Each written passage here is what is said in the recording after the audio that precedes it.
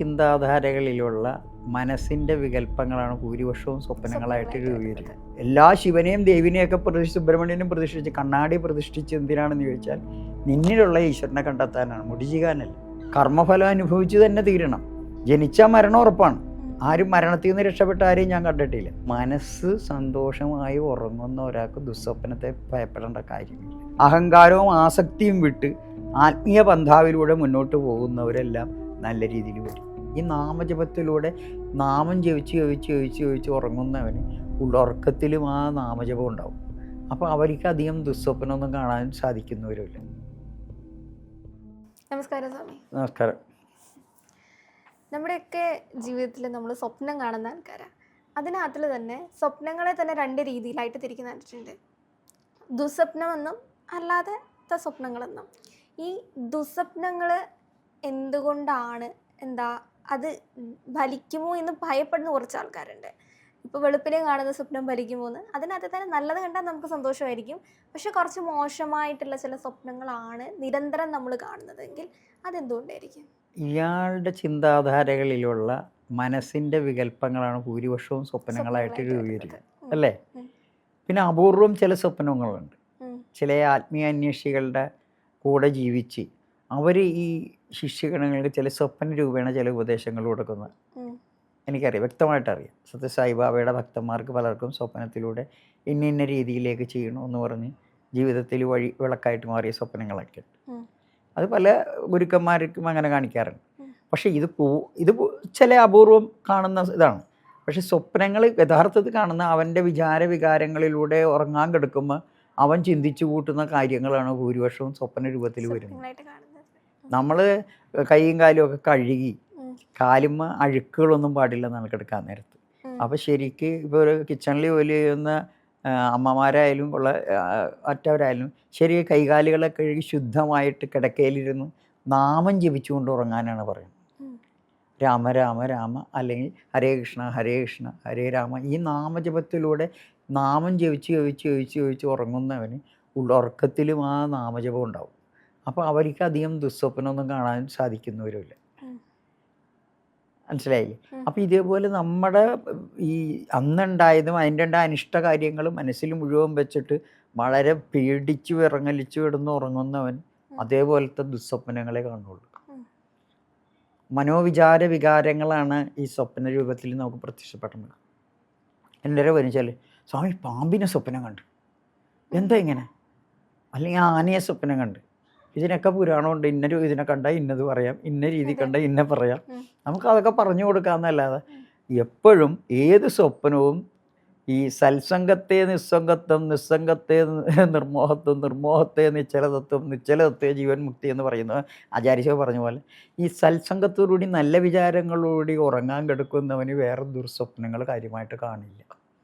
നമ്മുടെ സമ്പർക്കത്തിലൂടെ ഫ്രണ്ട്സിൻ്റെ വഴക്കുകളും കൂട്ടുകാരുടെ പ്രശ്നങ്ങളും എല്ലാം തലയെ കയറ്റിക്കൊണ്ട് ഉറങ്ങാൻ കിടക്കണത് തന്നെ രാത്രി 10 മണിക്ക് 9 മണിക്കൊക്കെ പോയി ആഹാരം കഴിച്ച് കാളിയാമത്തിലാണ് കൂടുതലും ഭക്ഷണം കഴിക്കുന്നത്. എന്നിട്ട് ഉറങ്ങണ തിരിഞ്ഞും മറിഞ്ഞും കിടന്ന് ഉറങ്ങണ 12 മണിയാകുമ്പോഴായി. അപ്പോഴാണ് വെളുപ്പിന് ഞെട്ടി എഴുന്നേറ്റ് തലവസ്ഥ അനുഭവങ്ങളൊക്കെ ഇങ്ങനെ ചെതറി സ്വപ്ന രൂപത്തിൽ വരുന്നത്. അവർ തമ്മിൽ അടിച്ച്, അവർ തമ്മിൽ കൊന്ന്, അവർ തമ്മിൽ ഇങ്ങനെയായി, അവൻ ജയിലിൽ പോയി. എൻ്റെ ദൈവമേ, ഇതെങ്ങനെ നടക്കുമോ? ഇവൻ തലേദിവസം ചിന്തിച്ചു കൂട്ടിയ കാര്യങ്ങളാണ് സ്വപ്നത്തിൽ വേറെ രൂപത്തിൽ പ്രത്യക്ഷപ്പെടുന്നത്. അപ്പം നമ്മുടെ മനസ്സിൻ്റെ ആ ഒരു തലമുണ്ടല്ലോ, അത് ശുദ്ധമായിരുന്നാൽ ദുസ്വപ്നം ഉണ്ടാവില്ല. അതിനാണ് കലിയുഗത്തിൽ നാമജപം എന്ന് പറഞ്ഞുകൊണ്ടിരിക്കുന്നത്. ഏത് നേരവും നാമം ചൊല്ലാൻ പറയും. അത് കിടക്കാൻ നേരത്ത് കുറി ചൊല്ലാൻ പറയും. ഈ സന്താനങ്ങളില്ലാത്ത ചില ആളുകളൊക്കെ വരുമ്പോൾ ഞാൻ ഇങ്ങനെ ഭാര്യയും ഭർത്താവിനോടും നല്ല രീതിയിൽ കൈയും കാലൊക്കെ കഴിഞ്ഞ് ആ കിടക്കയിലിരുന്ന് ഇത്ര പ്രാവശ്യം ഇന്ന വേദമന്ത്രങ്ങൾ ജപിച്ച് നല്ലൊരു സൽസന്താനത്തിന് വേണ്ടി മറ്റ് ചിന്തകളൊന്നുമില്ലാതെ പരസ്പരം ആ ഒരു സന്താന സൗഭാഗ്യത്തിന് മാത്രം ചിന്തിച്ചുകൊണ്ട് സ്ത്രീയുടെ ശുദ്ധവും തിഥി ഇങ്ങനെയൊക്കെ സ്വഭാവങ്ങളും. ഈ സന്ധ്യാസമയത്ത് സ്ത്രീ പുരുഷ ബന്ധം പാടില്ല, അമാവാസിക്ക് സ്ത്രീ പുരുഷ ബന്ധം പാടില്ല.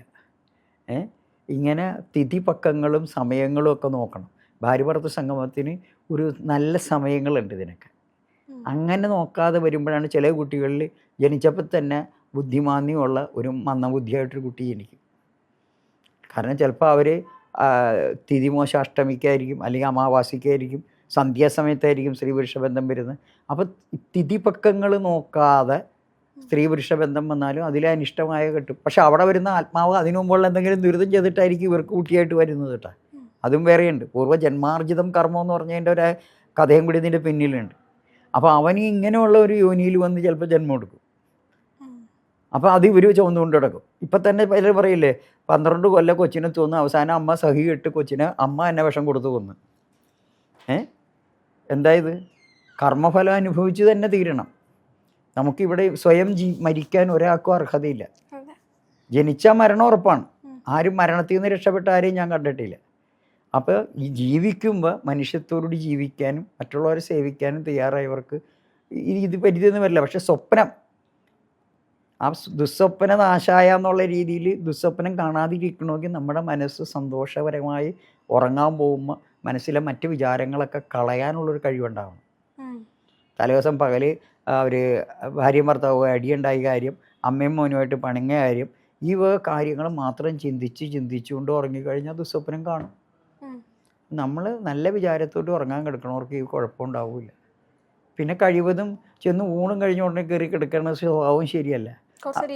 കുറച്ച് അത്താഴം കഴിഞ്ഞ് അരനാഴിക നടക്കണമെന്നാണ് പറയാറ്. പിന്നെ വീട്ടിൽ ചെന്ന് ജോലിയും കഴിഞ്ഞ് വന്നോടുന്നിട്ട് ഒന്നും കഴിയാതെ വേഗം പോയി ഭക്ഷണവും വാരി വലിച്ചു കയറ്റരുത്. ഒന്ന് പോയി കുളിമുറിയൊക്കെ ശരീരശുദ്ധി ഒന്ന് വരുത്തുക. എല്ലാ ശരീരശുദ്ധി, മനഃശുദ്ധി, ഇതൊക്കെ നമുക്ക് ആവശ്യമാണ്. അപ്പോൾ ഒന്ന് കുളിച്ച് ശുദ്ധിയായി വന്ന് 10 നാമം ചൊല്ലി വന്ന് ഭഗവാനെ വിചാരിച്ച് ഭക്ഷണം കഴിച്ച് കെടുക്കുമ്പോഴും ആ നാമം ചൊല്ലി ഇങ്ങനെയൊക്കെ ഇരിക്കുമ്പോഴാണ് നമുക്ക് ഓരോ ഗുണങ്ങൾ കിട്ടുന്നത്. ഇതിനാണ് നമുക്ക് ഭാരതത്തിൽ ഒരുപാട് കാര്യം എഴുന്നേക്കും മുതൽ കിടക്കുന്നവരെയുള്ള മന്ത്രങ്ങൾ പറയണം. കരചരണകൃതം വാ, കായജം കർമ്മജം വാ, ശ്രവണ നയനജം വാ, മാനസം വാപരാധം, വിഹിതം ഔഹിതം വാ, സർവമേ തക്ഷമസ്വ, ജയ ജയ കരുണാബ്ദേ ശ്രീ മഹാദേവ ശംഭു. ഞാൻ എൻ്റെ കൈകാര്യം കൊണ്ട് എന്തെങ്കിലും തെറ്റിയതിന് ക്ഷമിക്കുക. എല്ലാ രീതിയിലുള്ള തെറ്റുകൾക്കും മാപ്പ് ചോദിച്ച് ഭഗവാന്റെ അനുഗ്രഹത്തോടുകൂടി പ്രാർത്ഥിച്ച് ഓം നമ ശിവായ, ഓം നമ ശിവായ, ഓം നമ ശാന്തിയിലേക്ക് അങ്ങോട്ട് ഉറങ്ങിപ്പോവും. അപ്പോൾ മനസ്സ് സന്തോഷമായി ഉറങ്ങുന്ന ഒരാൾക്ക് ദുസ്വപ്നത്തെ ഭയപ്പെടേണ്ട കാര്യമില്ല. സ്വാമി പറഞ്ഞത് ഞാൻ കേട്ടിട്ടുണ്ട്. ഈ നാഗത്തെയൊക്കെ സ്വപ്നം കണ്ടു കഴിഞ്ഞാൽ പിന്നീട് ഇവർ പലരും നാഗക്ഷേത്രങ്ങളിലേക്ക് പോകുന്ന ഒരു സ്ഥിതിയുണ്ട്. കാരണം ഇതൊരു ഇതാണ്, നിമിത്തമാണ്, ഇതിങ്ങനെ കാണിക്കുകയാണ്, നിങ്ങൾ അവിടേക്ക് പോകാൻ വേണ്ടി എന്തോ നാഗദോഷം ഉണ്ടാവാം. അങ്ങനെ പോയി ഈ അർച്ചനകളൊക്കെ നടത്തുന്ന ആൾക്കാരെ ഞാൻ കണ്ടിട്ടുണ്ട്. അല്ല, അതൊരു പരിധി വരെ ശരിയാണ്. പക്ഷേ എല്ലാവരും 100% ആ സ്വപ്നം അത് അങ്ങനെ ആവണമെന്ന് ഇല്ല. ഇപ്പം ആനയെ സ്വപ്നം കാണും ചിലർ. അപ്പോൾ പറയും ഓ ഗണപതിക്ക് വഴിപാടി. ഇങ്ങനെ ഓരോന്നിനും പ്രതിവിധി പറയും. നമ്മുടെ മനസ്സിൽ ഓരോ രൂപങ്ങൾ, പാമ്പ് കടിക്കണത്, ആന കുത്താൻ വന്നത്, ഇങ്ങനെയൊക്കെ ഉള്ള കാണുന്നുണ്ടെങ്കിൽ തന്നെയും നമ്മുടെ മനസ്സിൻ്റെ വികല്പങ്ങൾ തന്നെയാണെന്ന് ഞാൻ പറയുള്ളൂ. പിന്നെ അവരെ ശാന്തി കൊടുക്കാനായിട്ട് ഇപ്പോൾ ജ്യോത്സ്യരായാലും ശാന്തിക്കാരായാലും പറയുമോ മനസ്സമാധാനം കിട്ടും. സൈക്കോളജിക്കൽ ട്രീറ്റ്മെൻ്റ് ആണത്. ഇനി പ്രശ്നമൊന്നുമില്ല. പിന്നെ ഒരു സ്വപ്നം കാണില്ല. അവർക്കൊരു എല്ലാം ശരിയായിട്ടാ അവർ ബോധ്യമാണതേ. ഇപ്പം ഞാൻ ഒരു എപ്പിസോഡിൽ പറഞ്ഞാൽ അടുത്ത വീട്ടിലെ സാവിത്രിയാണ് എൻ്റെ ശത്രു ജ്യോത്സ്യരെ, അതൊന്നും ഇല്ലാതാക്കി തന്നെ. അപ്പം ഞാൻ അവരെ ചിരിച്ചുകൊണ്ട് പറയും, അമ്മ ഇരിക്കി, ശത്രു സാവിത്രിയല്ല, നമ്മുടെ മനസ്സിലാണ് ശത്രു. സാവിത്രി പാവം സ്ത്രീ. നമ്മൾ ചിന്തിക്കണതാണ് നമ്മുടെ ശത്രു.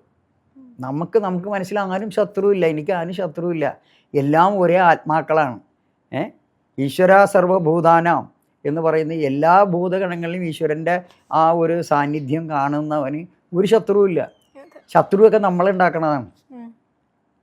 ഇപ്പോൾ ആതിരയും വേറൊരാളായിട്ട് വഴക്കുണ്ടായി. ഓ അവൻ ഇനി എൻ്റെ ശത്രു തന്നെ, അവൻ്റെ മിണ്ടൂല്ല. ചിലർ പറയില്ലേ പാമ്പിന് മെമ്മറി പവർ കൂടുതലാണ്.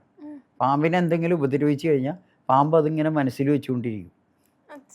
എപ്പോഴെങ്കിലും അവസരം കിട്ടിയാൽ അവൻ പിടിച്ച് കുത്തും എന്ന് പറഞ്ഞ പോലെ ചിലരുടെ ജീവിതത്തിൽ ഇത് തന്നെ ചിന്തിച്ചുകൊണ്ട് കിടക്കും ചിലർ.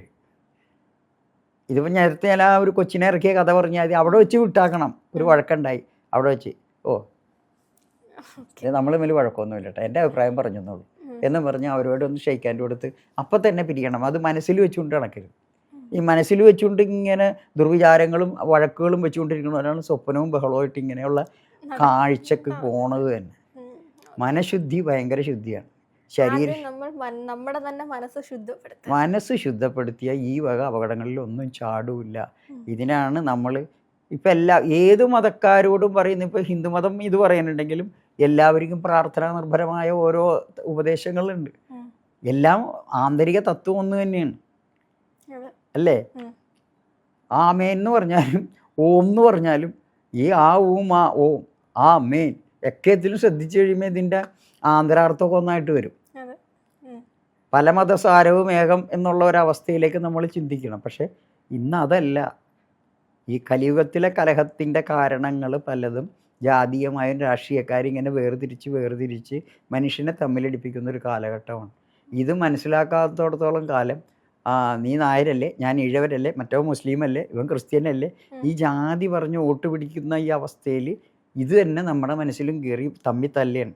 എല്ലാവരും നമ്മുടെ സഹോദരന്മാരാണ്, ഭാരതത്തിൻ്റെ മക്കളാണ്, എല്ലാവരും ഒന്നാണ്, നിന്നിലും ഈശ്വരനെ കാണണം. ഇതാണ് ശ്രീനാരായണ ഗുരുദേവൻ വീണ്ടും ഞാൻ 1-2 എപ്പിസോഡിൽ എപ്പോഴും പറയാറുണ്ട്. എല്ലാ ശിവനെയും ദേവിനെയൊക്കെ സുബ്രഹ്മണ്യനും പ്രതിഷ്ഠിച്ച് കണ്ണാടി പ്രതിഷ്ഠിച്ച് എന്തിനാണെന്ന് ചോദിച്ചാൽ നിന്നിലുള്ള ഈശ്വരനെ കണ്ടെത്താനാണ്, മുടിചികാനല്ല. നമ്മിലുള്ള ഈശ്വരൻ എവിടെ ഇരിക്കണം? പിന്നെ അടുത്ത ചോദ്യമാണ് ഈശ്വരനെ കാണിച്ചു കൊടുത്താൽ ഇപ്പോൾ തന്നെ എടുത്തു കൊടുക്കാന്നുള്ളത്. പണിയെടുത്താലേ ഈശ്വരനെ കണ്ടെത്താൻ പറ്റുള്ളൂ. അതിനൊരുപാട് പണിയെടുക്കണം. പത്മപാദരുടെ ഒരു ഭയങ്കര കഥയുണ്ട്. ശങ്കരാചാര്യ സ്വാമിയുടെ 4 ശിഷ്യന്മാരിൽ ഒരാളാണ് പത്മപാദൻ. കാരണം ഗുരു പറഞ്ഞ എന്തും കേൾക്കും. അയാളുടെ വേറൊരു പേര്, മുൻപത്തെ പേര് പറഞ്ഞ് വിളിച്ചു കഴിഞ്ഞുകൊണ്ട് ദാ വരുന്നു പുഴക്കക്കരയിരുന്നു. ഗുരു വിളിക്കുകയില്ല എന്ന് വെച്ചിട്ട് പുഴയൊന്നും നോക്കാതെ പുള്ളി ഇക്കരെ കടന്നപ്പോഴാണ് ഭഗവാൻ അയാളെ രക്ഷിക്കാൻ വേണ്ടി താമര പൂ പോലെ ഓരോ പാദത്തിലും കാത്ത് വെള്ളത്തിൽ താഴാതെ ഇപ്പുറത്തെത്തിച്ചു. ഇയാൾ ഭയങ്കര നരസിംഹോപാസകനും കൂടിയായിരുന്നു. അപ്പോൾ ആ നരസിംഹത്തെ ഇയാളിങ്ങനെ കുറേ കഴിഞ്ഞപ്പോൾ ഈ നരസിംഹത്തിനെ പ്രത്യക്ഷപ്പെടുത്തണമെന്നുള്ള പത്മപാദരുടെ വലിയ ആഗ്രഹമായിരുന്നു. നരസിംഹത്തെ പ്രത്യക്ഷപ്പെടുത്താൻ വേണ്ടി പുള്ളി പോയി പല രീതിയിൽ കഠിന തപസ് ചെയ്തിട്ടും നരസിംഹം വരില്ല. കഠിന തപസ്സായി, ഭക്ഷണം ഭക്ഷിക്കലായി, ഒറ്റക്കാലിമ നിൽക്കലായി. അപ്പോൾ അവിടെ ഒരു വേടൻ, ഞാൻ ചുരുക്കി പറയുന്നു, വേടൻ അതിലേ വന്നിട്ടും ഇയാളെ കുറേ ദിവസം കൊണ്ട് വെള്ളവും കഴിക്കാതെ ഇങ്ങനെ ഇരിക്കണം. ഒരു ദിവസം അദ്ദേഹം കുറേ ഭക്ഷണവും ഫലമൂലാദികളെ കൊണ്ട് വെച്ച് കഴിക്ക് തമ്പറ എന്ന് പറഞ്ഞപ്പോൾ കുറേ ഒച്ചയുണ്ടാക്കിയപ്പോൾ നീ നിൻ്റെ പാട്ടിനോ ഞാൻ ഭഗവാനെ നരസിംഹം എന്താണെന്ന് ചോദിച്ചപ്പോൾ പകുതി മനുഷ്യനും ബാക്കി സിംഹത്തിൻ്റെ രൂപമുള്ള ഒരു സാധനമാണ്, അത്രയും നിനക്ക് മനസ്സിലാക്കിയാന്ന് പറഞ്ഞിട്ട് തമ്പ്ര ഞാൻ കൊണ്ടുതരാമെന്നും പറഞ്ഞ് പുള്ളി കാട് മുഴുവൻ നടക്കുകയാണ്. കാട് മുഴുവൻ എന്താ പറയുക, തമ്പ്രനെ കാണിക്കാൻ സിംഹത്തിനെ അന്വേഷിച്ച് ഇദ്ദേഹത്തിന് ജലപാനം ഇല്ലാതെ ഈ പത്മപാദർക്ക് വേണ്ടി നരസിംഹത്തിനെ അന്വേഷിച്ച് കിടക്കുന്ന ആൾ ഭയങ്കരമായ അന്വേഷണമായി. ഭഗവാനെ വൈകുണ്ഠത്തിൽ ഇരിക്കാൻ വരെ ചുട്ടുപൊള്ളുന്ന ഒരവസ്ഥയിലേക്ക് എടി വേഗം അദ്ദേഹം ഇവിടെ വന്ന് ഈ വേടൻ്റെ മുമ്പിൽ നരസിംഹമായിട്ട് കാണാൻ, ഓ ഇതാണ് നരസിംഹം, തമ്പ്രാൻ്റെ നരസിംഹം ഇതാണെന്നും പറഞ്ഞ് അപ്പം തന്നെ കാട്ടുവള്ളിയൊക്കെ ഇട്ട് കെട്ടിയൊക്കെ ഒതുങ്ങി നിന്ന് ഇവിടെ കൊണ്ടുവന്ന് പത്മനാഭരുടെ മുമ്പിൽ കാണിച്ച് തമ്പ്രാൻ്റെ സിംഹം വന്നു എന്ന് പറഞ്ഞ് കാണിക്കണ ഒരവസ്ഥയുണ്ട്. പത്മനാഭൻ നീ പോടാന്ന് പറഞ്ഞ് കളിയാക്കി കണ്ണ് തുറന്ന ഉടനെ നമസ്കരിക്കാൻ പോയപ്പോൾ നീ ആദ്യം ആ വേടനെ നമസ്കരിക്കാനാണ് പറഞ്ഞത്, നിന്നിലുള്ള അഹങ്കാരം മുഴുവൻ തീർക്കുക. എന്നിട്ടാണ് ഈ നരസിംഹത്തിൻ്റെ ഇത് കാണിച്ചു കൊടുത്തത്. അപ്പം ഇങ്ങനെ ഒരുപാട് ഈ കഥകളൊക്കെ നമ്മളെ കാണിക്കണത് നമ്മളിലുള്ള അഹങ്കാരങ്ങളും ആസക്തികളും ഇല്ലാതാവും. അല്ലാതെ കഥയുടെ പുറകെ പോയിട്ട് കാര്യമില്ല. അഹങ്കാരം ആസക്തി ഇത് വിടണം. മനസ്സാക്ഷി ശരിയായിട്ട് ചിന്തിച്ച് അഹങ്കാരവും ആസക്തിയും വിട്ട് ആത്മീയ പന്ഥാവിലൂടെ മുന്നോട്ട് പോകുന്നവരെല്ലാം നല്ല രീതിയിൽ വരും. ഓക്കെ.